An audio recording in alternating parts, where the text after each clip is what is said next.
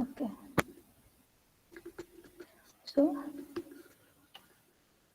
this is the next new topic on your pavement design. Okay.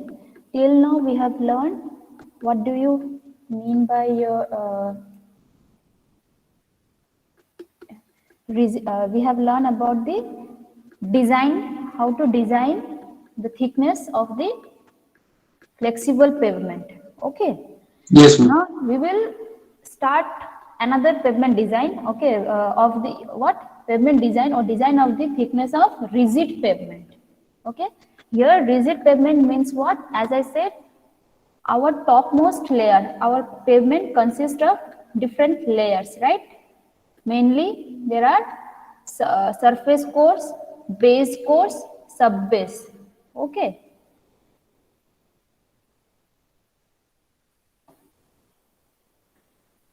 So the topmost layer, it depends upon the topmost layer that whether we call it a rigid pavement or the flexible pavement. If you're wearing surface course, it is made up of your bituminous concrete. Okay, then that is your flexible pavement. And if it is made up of your cement concrete topmost layer, okay, suppose this is the top layer. If it is made up of cement concrete, then we can conclude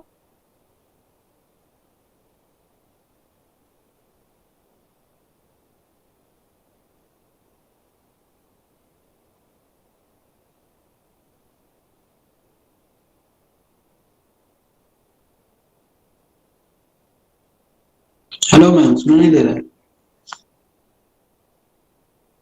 depth of this or what should be the height of this concrete slab. We are laying what? We are laying a concrete slab over the top, over this base course. Okay, and that itself will will be considered as the surface course. So we have to design the thickness.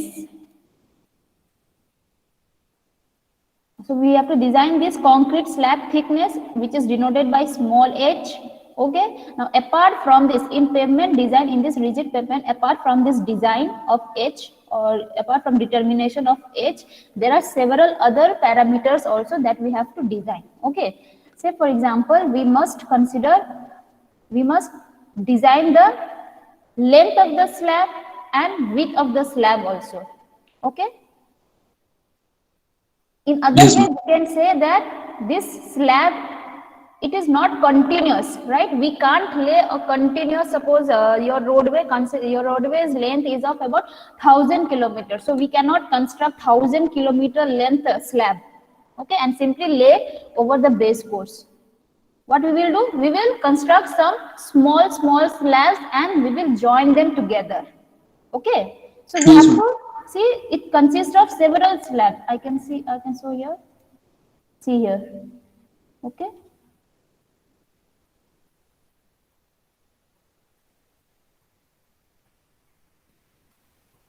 See, I think you can see.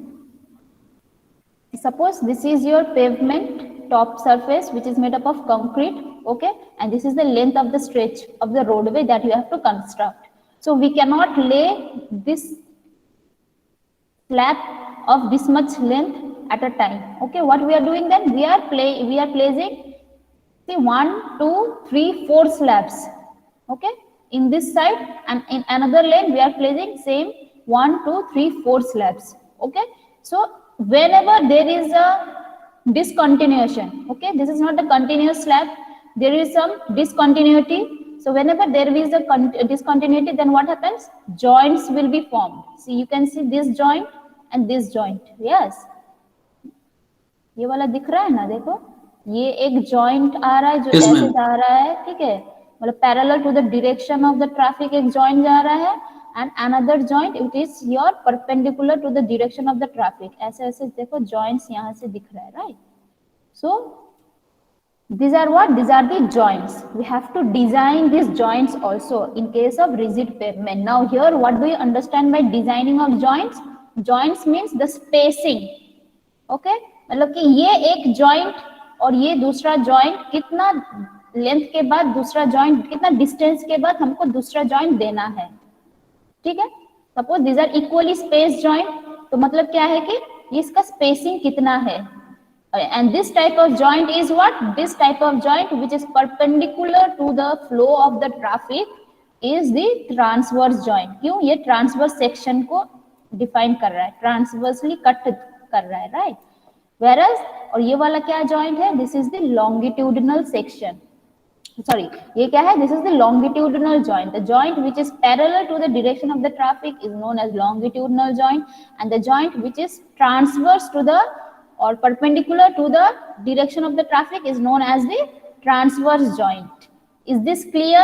ये joints कैसा Yes, type का ma'am. है? Mainly दो type का होता है, ठीक है, longitudinal and transverse. अब transverse में भी बहुत सारा types का आता है, वो we will discuss it in our next class in details. लेकिन अभी फिलहाल क्या करना है?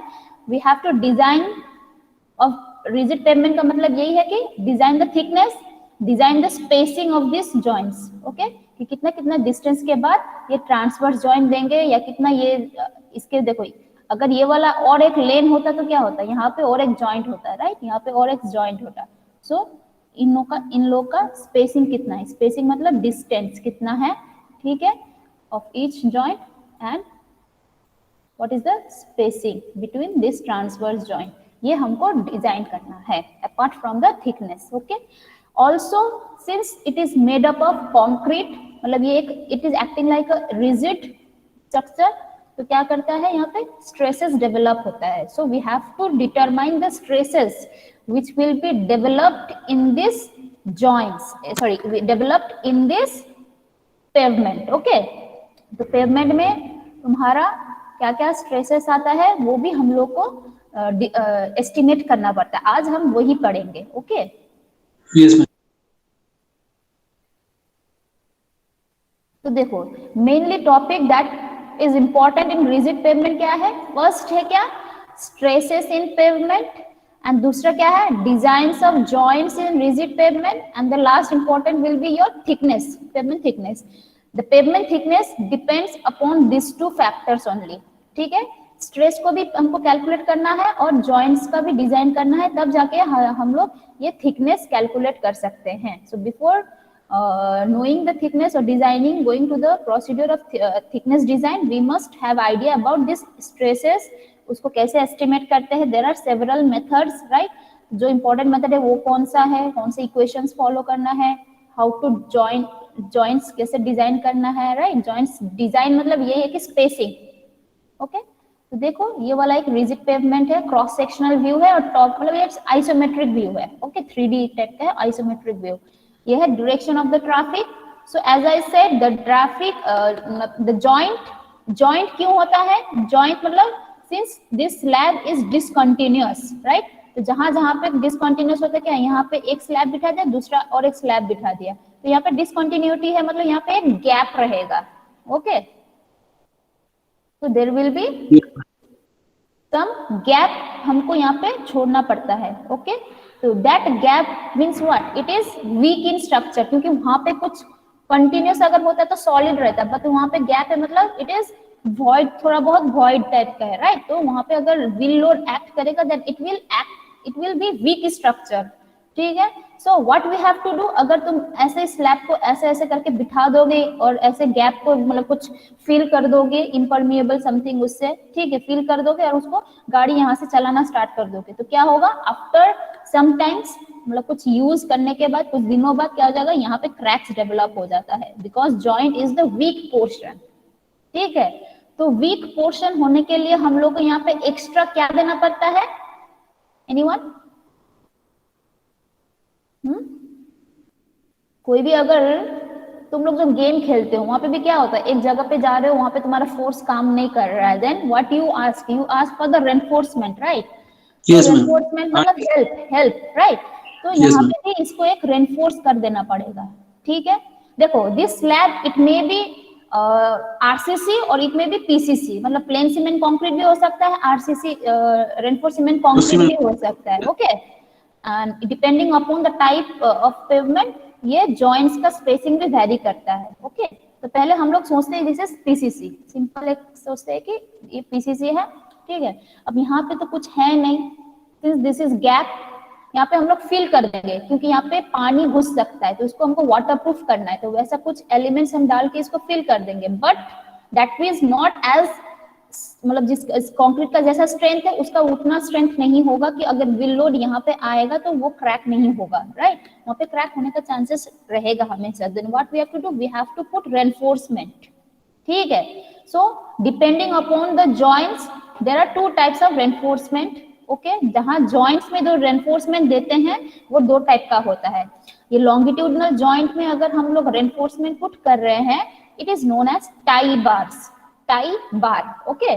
जैसे कि ये वाला देखो, ये परपेंडिकुलर, ये पैरेलल जा रहा है, राइट? गाड़ी का डायरेक्शन इस तरफ है, मतलब this is what, this is your, this joint, ये जो जॉइंट है इट इज व्हाट, पैरेलल और perpendicular to the direction of the traffic. ये जॉइंट अगर यहाँ पे और एक स्लैब बैठेगा तो यहाँ पे ऑब्वियसली जॉइंट्स रहेगा, right? So this joint is what, parallel to the direction of the traffic, right? So इसको, ये कौन सा जॉइंट है? ये ट्रांसवर्स जॉइंट है ना लॉन्गिट्यूडनल जॉइंट है? ट्रांसवर्स, ये ट्रांसवर्स है। एनीवन? ये क्या है? ये वाला जॉइंट क्या बोले थे? अगर ये डायरेक्शन ऑफ द ट्रैफिक है, लॉन्गिट्यूडनल, राइट?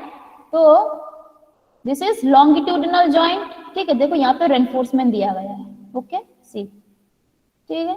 सो ये रेनफोर्समेंट किस लिए दिया? बिकॉज यहाँ पे तुम्हारा क्या था, जॉइंट्स था, और ये वाला स्लैब और ये वाला अगर स्लैब पुट करेंगे तो दोनों को हमको टाई करके रखना है, दोनों को एक साथ टाई करके रखना है। सो दैट्स व्हाई इसका नाम क्या है, टाई बार, ओके? तो ये वाला तुम्हारा है टाई बार।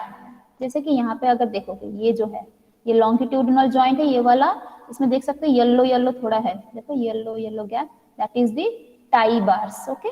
तो इसको बोलते हैं टाई बार। अब देखो ये वाला जो है, this is what, transverse joint, ठीक है? तो हाँ, ये है तुम्हारा टाई बार्स, ओके? सी, लॉन्गिट्यूडनल जा रहा है ये वाला, दिस इज लॉन्गिट्यूडनल जॉइंट, तो यहाँ पे जो रेनफोर्समेंट है that is called tie bar, okay? अब पैरेलल में देखते हैं, रुको, हाँ हाँ, ये वाला लॉन्गिट्यूडनल ट्रांसवर्स, ओके?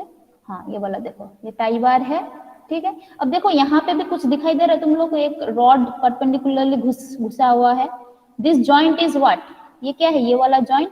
यहाँ पे भी अगर एक स्लैब आएगा तो क्या होगा, यहाँ पे भी एक जॉइंट आ जाएगा, right? Now what is this joint? ये क्या है? ये वाला joint perpendicular to the traffic है, ठीक है? So this is your transverse joint, ठीक है? सपोज अगर ट्रैफिक इस तरफ जा रहा है, ठीक है, traffic is moving in this direction, इस वाले डायरेक्शन में अगर जाएगा, तो फॉर एग्जांपल ऐसे अगर मूव करेगा, तो दिस इज व्हाट, यहाँ पे एक जॉइंट फॉर्म हो रहा है, देखो एक स्लैब खत्म हो रहा है, दूसरा स्लैब स्टार्ट हो जाएगा, मतलब यहाँ पे गैप होगा, गैप मतलब जॉइंट्स होगा। So this joint is what, perpendicular to the direction of the traffic, okay? So this is called transverse joint. देखो ट्रांसवर्स जॉइंट में भी हम लोग कुछ रेनफोर्समेंट बार्स दे रहे हैं, ओके?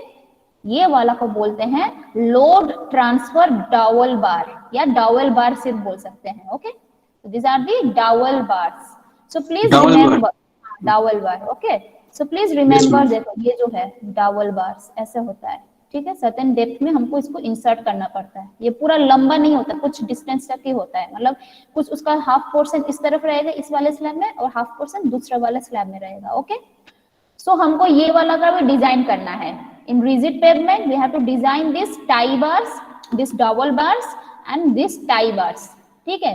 यहाँ पर डिजाइन का मतलब क्या है कि इसका डायमीटर या एरिया जो होता है, क्रॉस सेक्शनल एरिया कितना है, इसका लेंथ कितना है, and lastly what is the spacing, मतलब कि ये देखो एक इक्वी डिस्टेंस स्पेस में इन लोग को ले कर दिया है, राइट? सेम डिस्टेंस अपार्ट है ये सब, व्हाट इज दैट डिस्टेंस, ठीक है? स्पेसिंग्स। तो स्पेसिंग से हमको, अगर तुमको ये टोटल लेंथ पता है, अगर स्पेसिंग्स पता है, तो नंबर ऑफ बार्स भी हमको पता चल जाएगा, ठीक है? क्लियर है? अगर ये distance, if we know the width of the pavement, total width अगर पता है, ठीक है, और इन दोनों के बीच का स्पेसिंग हमको पता है, तो हम लोग इजीली नंबर ऑफ बार्स कितना चाहिए वो भी मिल जाएगा। सो डिजाइन मतलब क्या है, यहाँ पे नंबर ऑफ बार्स या स्पेसिंग निकालो, लेंथ कितना होना चाहिए, and what is the cross section area, okay, area of the steel. तो ये भी डिजाइन करना पड़ता है, ठीक है? So this are the parameters that, यहाँ पे एक्स्ट्रा क्या है, apart from the thickness, apart from the thickness तुम्हारा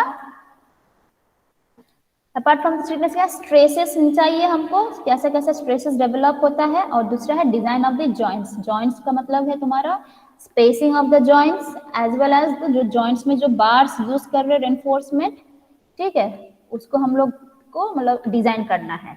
ओके सो ये सब हो गया। I think this is clear. Shall we proceed to next page? Yes, ma'am. Yes, ma'am. Okay तो I think this is clear. ठीक है, देखो question आ सकता है डावल बार किस डायरेक्शन में हम लोग ले करते हैं, कोई बोलो तो। डावल बार कौन सा था? डावल बार जो bar we are using in the transverse joint, जो कि ये Transverse. बार है। ठीक है, अब भी बोलो तुम्हारा डायरेक्शन ऑफ लेइंग ऑफ डावल बार क्या है? परपेंडिकुलर टू द ट्रैफिक है या पैरेलल टू द ट्रैफिक है?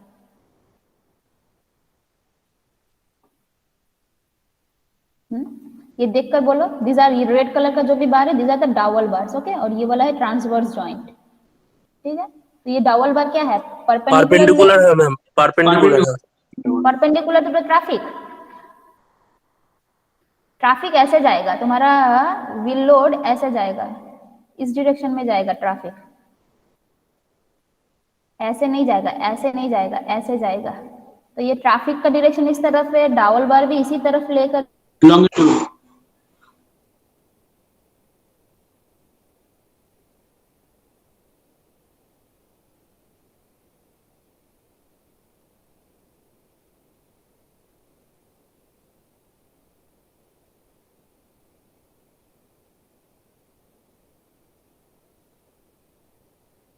करते हैं, ले करते हैं पैरेलल टू द ट्रैफिक।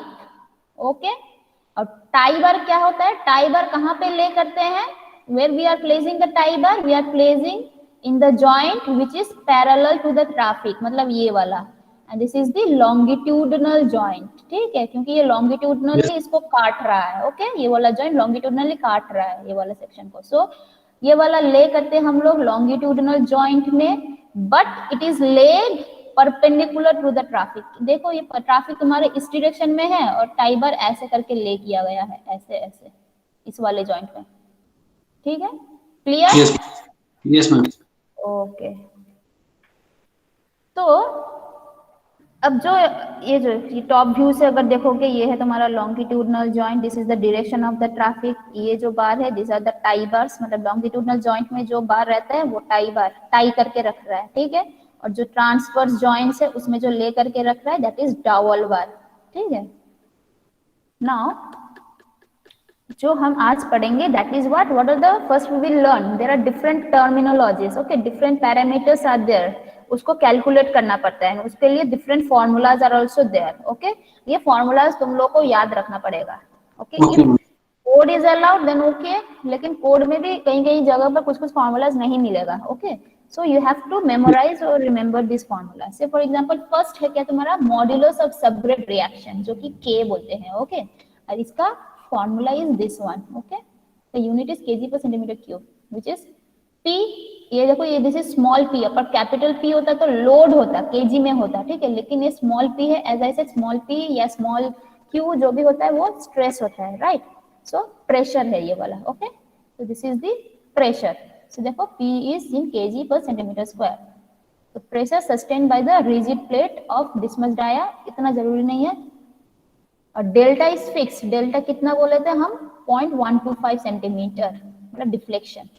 ठीक है, तो दूसरा है तुम्हारा, ये नोट डाउन कर सकते हो, इफ क्वेश्चन में नहीं दिया रहता तो pressure divided by 0.125 will give you K। Okay, दूसरा क्या है? Radius of relative stiffness. Everyone please note down this formula, ये इंपॉर्टेंट है, ये याद Okay, रखना ही है, याद रखना ही है ये वाला। Okay, see radius of relative stiffness and it is denoted by small air and the unit, radius बोल रहा है ना, तो यूनिट विल बी सेंटीमीटर या मीटर। ठीक है, तो यहाँ पे as per the formula it is centimetre, तो जो भी वैल्यू आएगा वो सेंटीमीटर में आएगा। Okay, so formula is what? EH to the power cube by 12K। This is what? Radius of तुम्हारा ये वाला था सबग्रेड रिएक्शन। ठीक है, K 1 minus mu square. Mu is what? तुम्हारा Poisson's ratio of concrete. If not given, we have to assume it as 0.15. Okay. अब यहाँ पे H क्या है? H is the thickness of the slab. मतलब concrete का जो थिकनेस डिजाइन बोल लेते हैं हम कंक्रीट स्लैब का, तो उसका थिकनेस कितना है? H. ओके, कितना थिक स्लैब हम लोग ले करेंगे, H is that where E is your elastic modulus of cement concrete. Okay, if not provided we have to assume it as 3 into 10 power 5 kg per centimeter square. kg per centimeter square है E का unit, पहले भी हम लोग कर चुके हैं. Okay, K का यूनिट है kg per centimeter cube, so to the power 1/4. everyone please note it down. ये कंप्लीट होगा या नोट करना? No, मैम लिख रहा है. Okay, so E H to the power cube by 12K 1 minus mu square, इसका whole का 1/4 0.25. Okay, ये 0.25 या 1/4. ओके, सो ये फर्स्ट है तुम्हारा parameter modulus of subgrade reaction. अगर ये पता है तो हमको ये भी पता चल जाएगा रेडियस ऑफ रिलेटिव स्टिफनेस. ठीक है, यही सब तुम्हारा जो आने वाला फॉर्मूलाज है, अपकमिंग जो भी फॉर्मूलाज होगा उसमें देखना ये L यूज करना पड़ेगा, K यूज करना पड़ेगा. Okay, now comes the load positions. मतलब तुम्हारा ये स्लैब हुआ. ओके, एक स्लैब हम काट के स्लाइस काट के यहाँ पे निकाल दिए. ठीक है, तो इसमें बोला गया है कि 3 जगह पे लोडिंग क्रिटिकल होता है, 3 जगह पे. Okay, there are 3 points where your loading, मतलब विल लोड की वजह से जो इसके ऊपर स्ट्रेस डेवलप होगा. ठीक है, विल लोड की वजह से जो स्लैब के ऊपर स्ट्रेस डेवलप होगा 3 जगह पर क्रिटिकल होगा. क्रिटिकल मतलब मैक्सिमम हो सकता है 3 जगह पे. ठीक है, तो कौन कौन सा है? First is interior. ठीक है, इसको I से डिनोट कर रहे हैं. एज E से, कॉर्नर C. ठीक है, I इंटीरियर कॉर्नर. ठीक है, इंटीरियर एज कॉर्नर IEC. तो देखो इंटीरियर क्या है? इंटीरियर एज और कॉर्नर के छोड़कर कोई भी पोजीशन हो सकता है, स्लैब का कोई भी पोजीशन एज और कॉर्नर छोड़कर. ठीक है, ये यहाँ पे भी हो सकता है, यहाँ पे भी हो सकता है, मिडिल में भी हो सकता है, सेंटर में भी हो सकता है. एज क्या है? एज है तुम्हारा कॉर्नर और इंटीरियर को छोड़ के जो भी area, this is the edge. मतलब ये वाला एक एज हो गया, यहाँ पे इतना एज, यहाँ पे इतना एज और यहाँ पे इतना एज. Okay, yes ma'am. ये जो पोर्शन है तुम्हारा, ये एज हुआ, ये सेकेंड एज, ये थर्ड एज और ये वाला. ठीक है, और कॉर्नर Yes, मतलब जो एकदम कॉर्नर्स में है, एकदम यहाँ पे, यहाँ पे, यहाँ पे, यहाँ पे, और इन दोनों को छोड़ के जो भी जगह है इसको बोलते हैं इंटीरियर. ओके, सो 3 जगह पे ये क्रिटिकल हो सकता है. तो दिस आर द, और डिपेंडिंग अपॉन दिस ओनली एक यूज. आज का जो टॉपिक है वेस्टरगार्ड इक्वेशन. ठीक है, वेस्टरगार्ड इक्वेशन देखो, फ्लेक्सिबल में we have use Burmister theory, right. और यहाँ पे हम लोग क्या यूज करेंगे? We will use Westergaard equation. और वेस्टरगार्ड इक्वेशन ये 3 stresses at this 3 critical point क्या क्या होना चाहिए उसका फॉर्मूला दे देता है वेस्टरगार्ड इक्वेशन. ओके, तो देखते हैं क्या क्या है. सॉरी,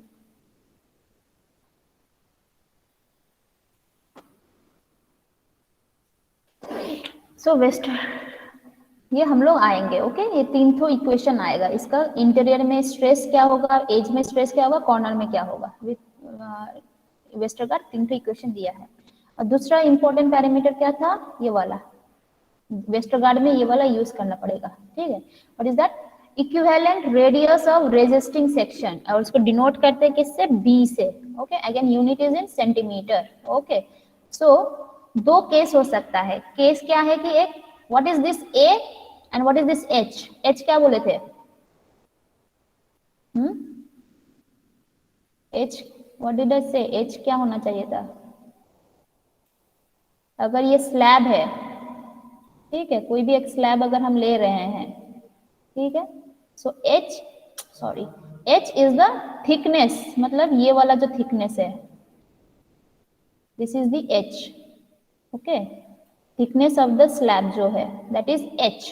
ओके, और तुम्हारा सपोज विल लोड, हम लोग विल लोड बोल रहे थे, हाउ इट, जो विल लोड का जो स्ट्रेस डिस्ट्रीब्यूशन है, मतलब उसका एरिया क्या होना चाहिए, कॉन्टैक्ट एरिया कैसा होता है जनरली? व्हील लोड का कॉन्टैक्ट एरिया क्या होता है जिससे तुम्हारा ये stress will be transferred to the lower layers from the pavement top layer. हम लोग क्या एज्यूम किए थे? कॉन्टैक्ट एरिया कैसा होना चाहिए? Rectangle, triangle, circle, semi circle, elliptical, क्या होना चाहिए था?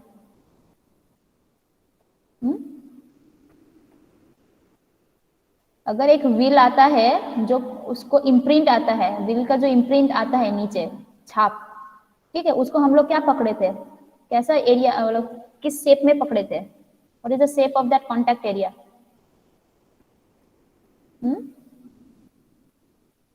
एनीवन? सपोज एक व्हील लोड है यहाँ पे, सपोज, ठीक है, एक व्हील लोड है, ठीक है, तो ये जो व्हील लोड के ऊपर से जो लोड ट्रांसफर हो रहा है नीचे, तो यहाँ पे तो एक छाप आएगा, एक कुछ एरिया आएगा ना, इसके नीचे जो छाप आता है, ठीक है, उससे तो होके तुम्हारा जो एरिया, कॉन्टैक्ट एरिया आता है, उससे तो तुम्हारा ये स्प्रेड होता है नीचे की तरफ load, right? So that imprint is considered as the circular in nature, ठीक है, और इसका रेडियस ही है तुम्हारा ए, इसको रेडियस को हम लोग डिनोट करते हैं ए से, clear? So this A is what, this is the radius of wheel load distribution, or we can say radius of contact area in centimeter, ठीक है, and h is what, h is the slab thickness. I think this is clear.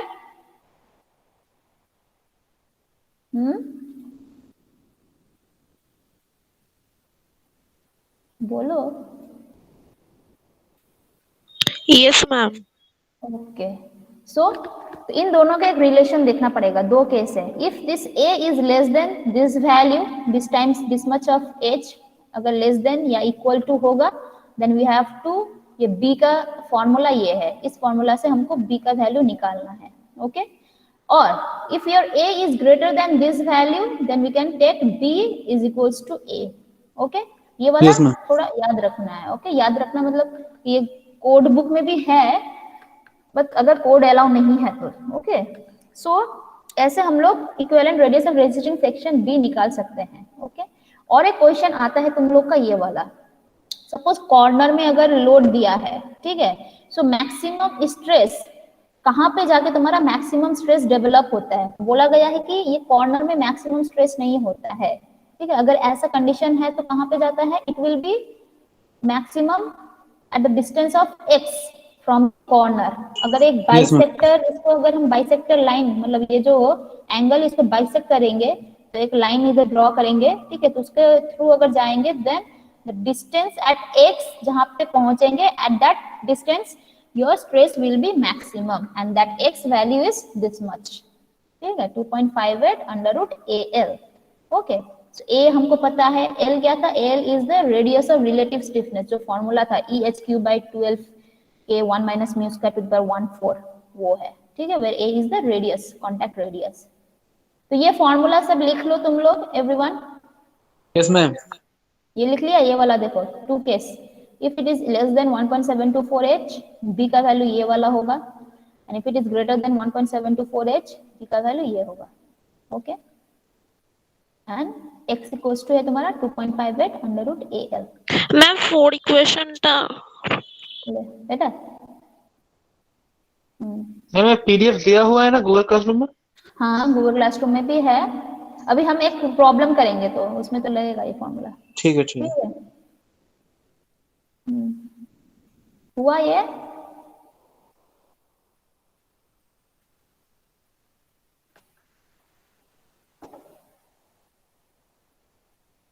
भी लिख लो।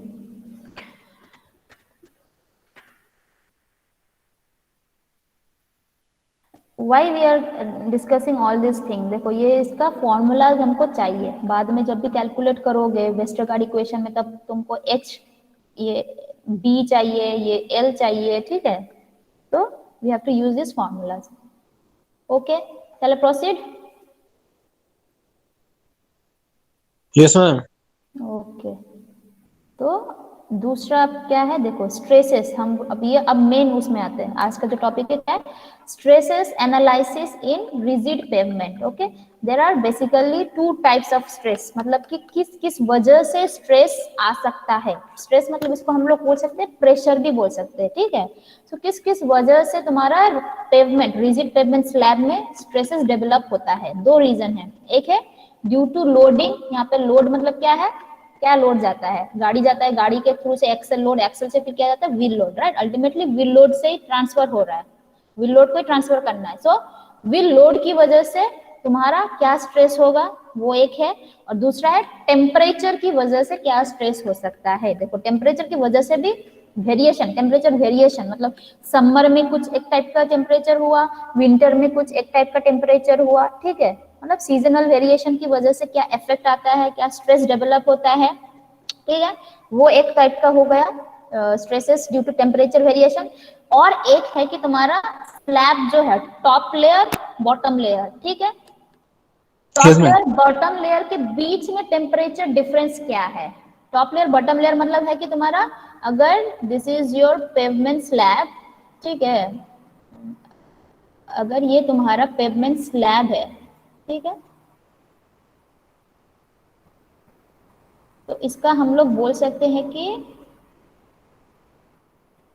एक होता है कि top most layer मतलब कि ऊपर में एकदम ऊपर की तरफ जो लेयर्स है, ठीक है, ये जो टॉप लेयर्स, ठीक है, इसमें कुछ टेम्परेचर होगा, और एक है कि बॉटम मोस्ट लेयर में कुछ टेम्परेचर होगा, ठीक है। अब समर सीजन में बोलो तो एकदम सुबह एकदम मिड डे में, ठीक है, टॉप लेयर ज्यादा गर्म रहेगा ना कि bottom layer of the pavement ज्यादा गर्म रहेगा, Top Top layer. layer. Top layer, ठीक है।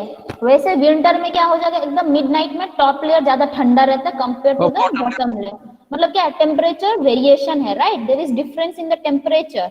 सो उसकी वजह से क्या स्ट्रेस होता है ये होल स्लैब में, that is called the warping stress, ठीक है। देखो due to temperature variation between top and bottom layer of the slab, ठीक है, और ये वाला वैरी करता का डे में कुछ अलग होता है, नाइट में कुछ अलग होता है। सो इसको ड्यूरनल भी बोल सकते हैं, मतलब डे में जो चेंजेस हो रहा है उसकी वजह से जो स्ट्रेस होता है टेम्परेचर वेरिएशन की वजह से, दैट इज कॉल्ड वार्पिंग और कर्लिंग स्ट्रेस, ठीक है। और जो हम लोग सीजनल बोल रहे हैं मतलब समर विंटर जो बोल रहे हैं उसको बोलते हैं, उसकी वजह से जो टेम्परेचर स्ट्रेसेस आ रहा है, एक्चुअली समर में क्या हो जाता है, एक्सपांड होता है ना, कॉन्ट्रैक्ट होता है कोई भी स्ट्रक्चर, तो कंक्रीट भी क्या हो जाएगा, it will expand.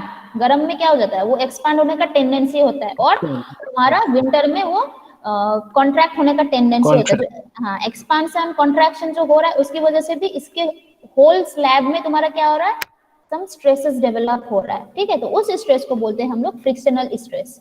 So this is due to seasonal variation of temperature difference, okay, between slab and the atmosphere. Temperature variation किस किस के बीच में है, ये वाला seasonal मतलब है कि slab itself versus तुम्हारा एटमोस्फेरिक टेम्परेचर के हिसाब से जो चेंजेस आएगा इसमें उसको बोलते हैं फ्रिक्शनल स्ट्रेसेस, और ये खुद अपने में ही दो लेयर के बीच में जो टेम्परेचर डिफरेंस है उसकी वजह से जो स्ट्रेस होगा दैट इज कॉल्ड वार्पिंग और कर्लिंग स्ट्रेस। बट टुडे हम लोग लर्न कर रहे हैं ओनली दिस टॉपिक, ओके।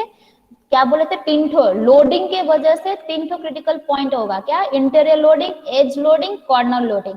और ये वाला जो इक्वेशन हम लोग डिफाइन करेंगे it is developed by Westergaard, इसीलिए इसको बोलते हैं Westergaard equation of stresses due to loading in the rigid pavement. Clear? Yes, ma'am. Okay, so अब आते हैं फॉर्मूलाज में। सो देखो स्ट्रेस हम लोग बोले थे कॉर्नर, इन एज, इंटीरियर, तीन ठो है, this is the direction of the traffic जाए हो। तो stress develop due to interior loading, stress बोला है तो इसको एस से डिनोट किया है, इंटीरियर है तो आई, एंड यूनिट क्या होना चाहिए, केजी पर सेंटीमीटर स्क्वायर। तो stress due to edge loading S E, ठीक है, corner loading S C, unit stress का ही है kg per centimetre square. So these are the formulas, तुम लोग नोट डाउन करने की जरूरत नहीं है, I will give you this formula जब सॉल्व करेंगे, ओके। तो देखो यहाँ पे आ रहा है क्या क्या टर्म आएगा, हम क्या क्या टर्म तुम लोग को जानना चाहिए था पहले से।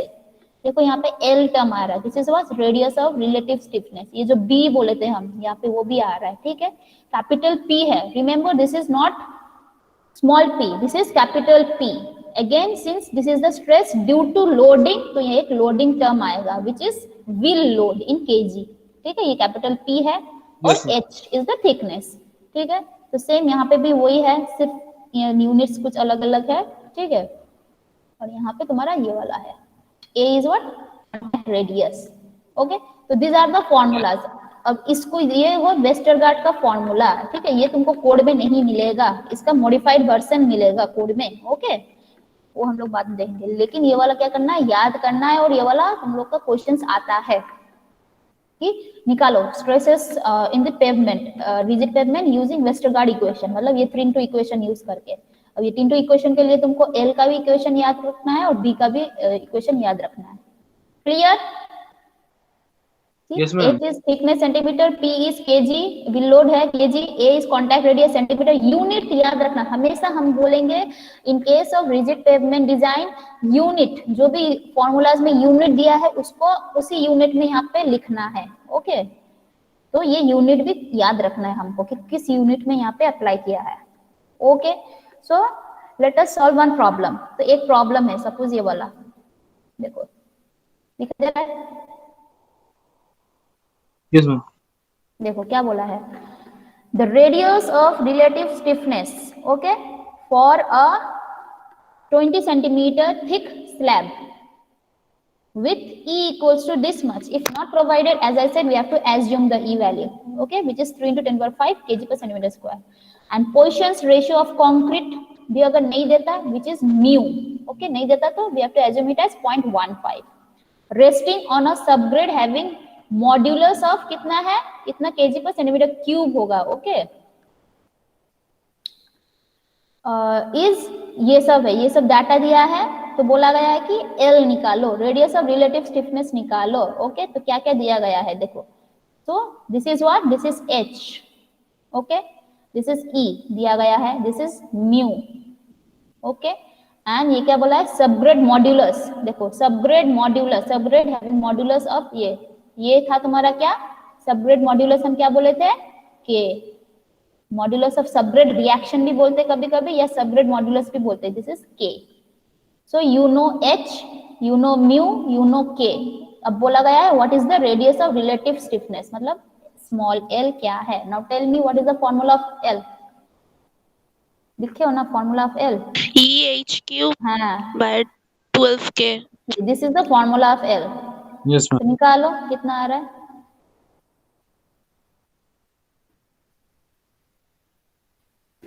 Formula of L is this much. तो यहाँ पे देखो option 1 is 10 centimetre, option 2 is 80 centimetre, option 3 is 120, option 4 is 320. ठीक है, तो L का वैल्यू क्या आएगा,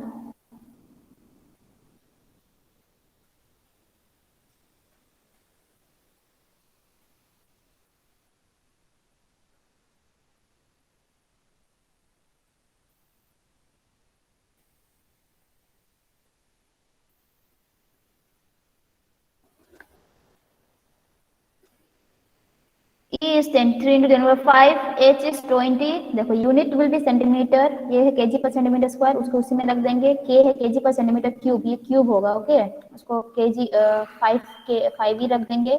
म्यू इज 0.15. कितना आ रहा है, कितना आ रहा है, ऑप्शन 2 आ रहा है, अप्रॉक्स 80 आ रहा है.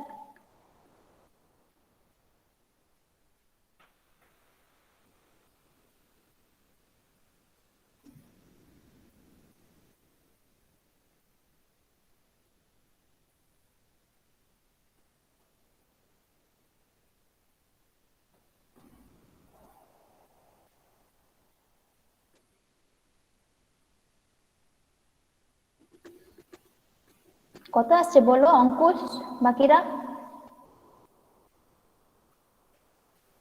कुछ नहीं, इसको टू द पावर 0.25 कर दो, जो भी वैल्यू आएगा उसको टू द पावर 0.25 कर दो.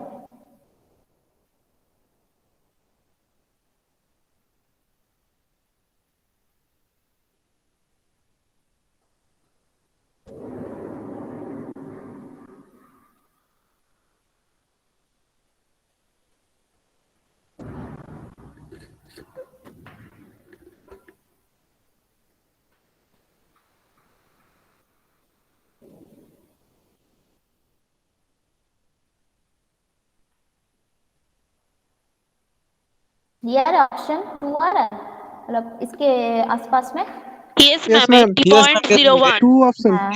हाँ, ऑप्शन 2. ओके, मतलब 79 पॉइंट समथिंग आ रहा है. ओके, ठीक है. अच्छा 5 मिनट बाकी, let's try. Okay, let's do another problem. देखो दूसरा क्या बोला है, calculate the stresses at interior edge and corner. ठीक है, यूजिंग वेस्टरगार्ड इक्वेशन बोल दिया है. Reasons of CC pavement, CC मतलब क्या है, सीमेंट कंक्रीट, मतलब ये रिजिड पेवमेंट है, okay, using this one equation. उसमें क्या क्या डाटा दिया है, wheel load, so wheel load this is what, this is P, capital P, okay, elastic modulus of cement concrete that is capital E, pavement thickness h, modulus of subgrade reaction k, ठीक है, sorry this is के, and contact radius a दिया गया है, सब कुछ तुमको provided है, सिर्फ बोला है इंटीरियर एज और कॉर्नर में तुमको निकालना है वैल्यूज, ओके, हम जस्ट गो थ्रू करते हैं, you can practice in your home, okay. तो देखो क्या क्या दिया है, p दिया है, e दिया है, h दिया है, k दिया है, a दिया है, म्यू दिया है, अच्छा म्यू नहीं दिया है, so we have assumed, okay, mu का वैल्यू एज्यूम किया है। तो देखो फॉर्मूलाज में क्या क्या चाहिए था, इन्वेस्टर का इक्वेशन कैपिटल P चाहिए था, है स्मॉल l चाहिए था, ठीक है, h चाहिए था एंड b चाहिए था, ठीक है,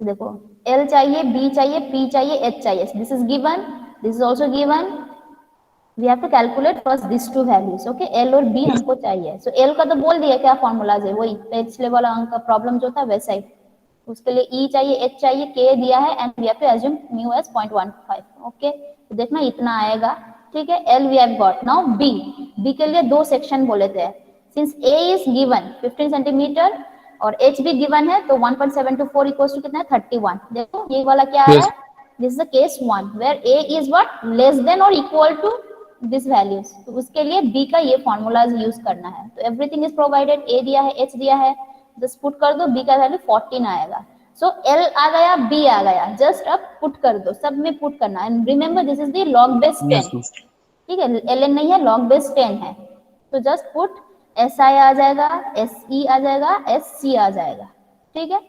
अब देखो यहाँ से इससे भी हम लोग बोल सकते हैं कि at the edge your stress will be maximum compare to the interior and corner, वो बाद में जब करेंगे तब पता चलेगा, देखना याद, ये वाला याद रखना, एज में जनरली मैक्सिमम आता है compare to the other two loading condition, so ये वाला SE है, so I think this is clear, ऐसे ही पुट करके सब्स्टिट्यूट करना है फॉर्मूलाज में, जस्ट L और B के लिए पहले ये कैलकुलेट करना चाहिए, okay, then you can practise it, okay, ये वाला मैक्सिमम आता है तुम लोग का, मैक्सिमम क्वेश्चंस में सेमेस्टर में ये वाला दिया है, ठीक, वेस्टरगार्ड इक्वेशन यूज करके, okay, then thank you.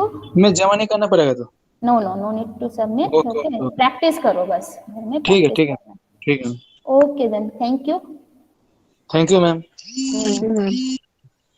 Thank